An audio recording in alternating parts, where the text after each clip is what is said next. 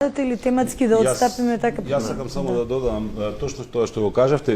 Струга според статистика на Државниот завод за јавно здравје, тие податоци се многу интересни. Ние сме општина каде што има најголем број на заболени со канцер и проблеми со белодробни заболувања. Точно заради тоа. И не е само дивата депонија. Видете, вие се концентрирате на дивата депонија. Меѓутоа, ние во Струга скоро, во летниот период, скоро секој ден гледаме палење на депонии низ цела Струга.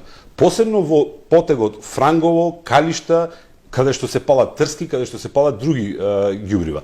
Тука, како што кажавте, голема улога мора да игра комуналната полиција, затоа што ние со редовната полиција може да замолиме како градоначалник, така, меѓутоа тие дали ќе реагираат или не знам. Но ако има комунална полиција, тие би биле тогаш под моја ингеренција и може да се работи на казнување. И јас не би го трасирал проблемот кај граѓаните. Мислам дека не е до проблемот до граѓаните, него прво е до недостаток на канти за отпад, а друго е тоа што фирмите, видете што се случува, се работи например на реновирање на стан.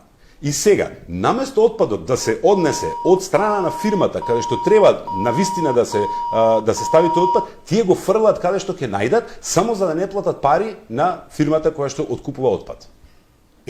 Тука треба да лежат казните. И казните, ако мене прашувате, во Германија казната е 25.000 евра за таа работа и 10 години забрана за работа на таа компанија. Да.